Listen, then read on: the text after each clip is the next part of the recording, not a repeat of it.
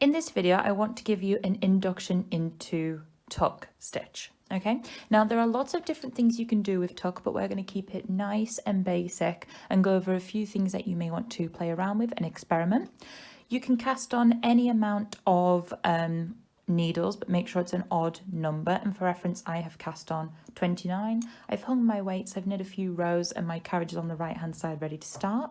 And I have two colours for this. You can just use one if you want, but if you use two, you're going to see the technique a little bit more. So get those threaded up, and when you have cast on as well, change your colour so that you have a different colour from what you cast on with. So I'm going to use this lilac colour, and then I'm going to add in a red, and that's going to be my second colour, so make sure you have that threaded up. Now you don't need much for tucking. You can use these needle pushers if you have them. I'll demonstrate how to use this if you've never used it before. If you have used them before, you might know that they come in different grooves. So this is a 1 by 1. So this will select a needle, ignore one, select one, ignore one. Basically, they are used just to select needles quicker, but I'll show you how to do tuck without this as well, because you can play around a little bit more the more hands-on you are. You may want a transfer tool just in case something goes wrong. Like I said, those two colours threaded up, your weights on, and we are going to use one of the carriage functions today. So if you're on the Singer Silverreed or Knitmaster, which I'll group as Singer machines, you'll need this function, which is on the Russell lever. So usually you knit with it on the second position, but we're going to use it on the first position when I say hold, so take a note of that. So regular knitting, and then when I say hold, you're going to put the left, and there's one at the right hand side as well. You're going to pop them both onto hold. That is the only setting you will need to apply. And on the Brother machines, you will have a dial here that says N and H. You'll pop it onto H again when I say to hold. Okay. So what we're going to do is we are going to start with our needle selection first, and we are going to line this edge up with the second needle on the left hand side. And you can see it starts to bring the needles forward a little bit.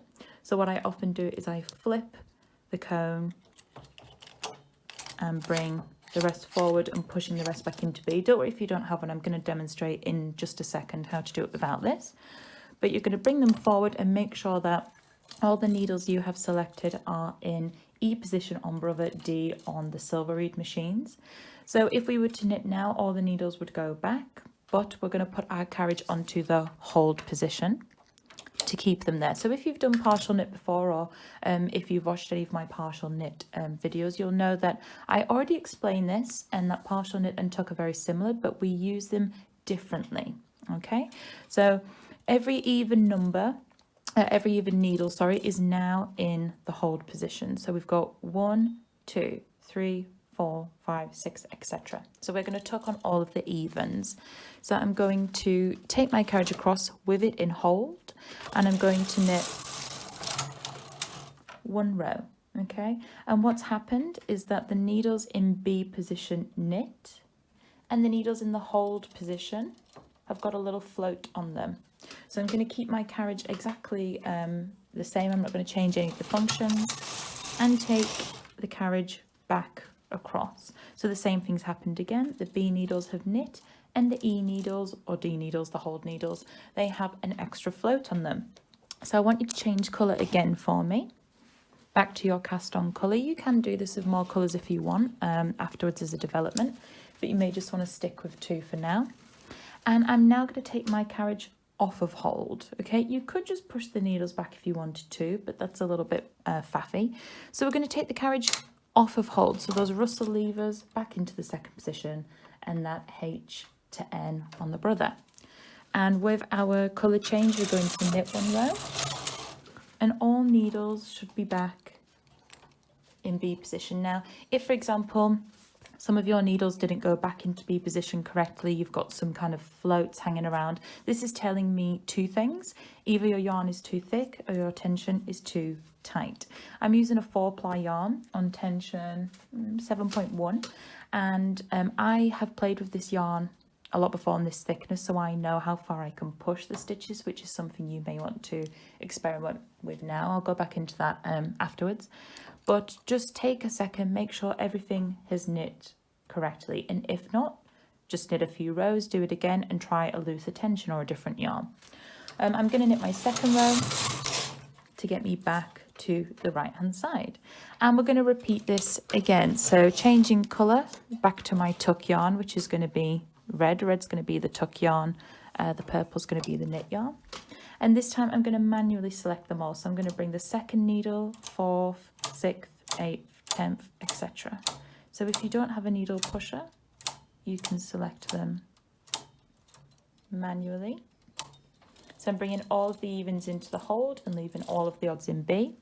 Again, popping my carriage onto hold and taking it across for one row, checking that every held needle has a float on it and every B needle has knit. And then going across for a second time, changing my yarn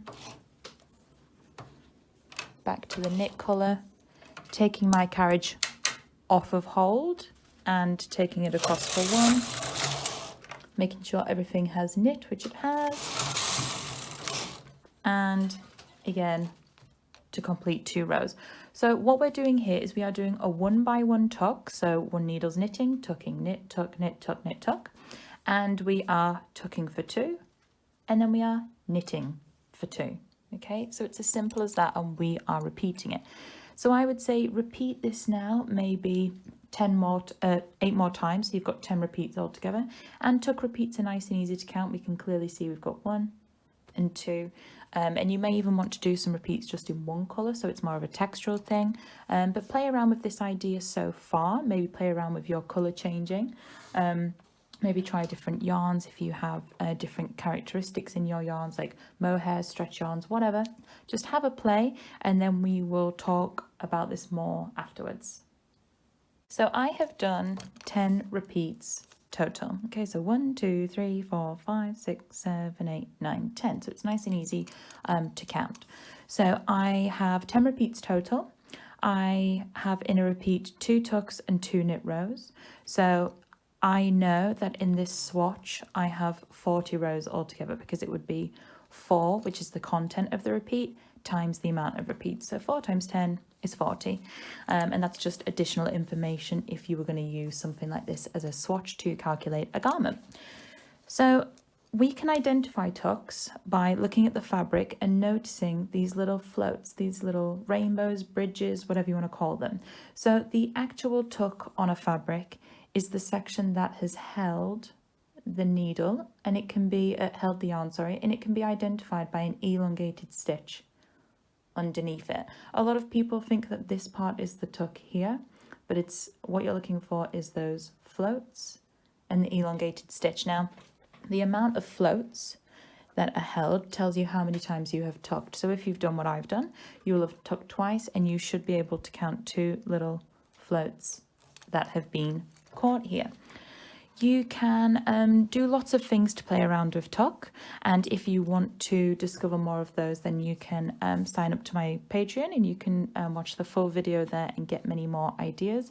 But what you just want to think about is the characteristics that we have explored here, and think about how you can change them. So a very basic one would be your needle setup. You can change, instead of doing a 1 by 1, you might decide to have more needles tucking or more needles knitting, and you can play around with all sorts of different things as well. Play around with colour, yarns, get experimenting, and then when you become more advanced at tucking, you can apply them to more kind of decorative patterned fabrics that are a little bit more graphic or have a little bit more movement in them.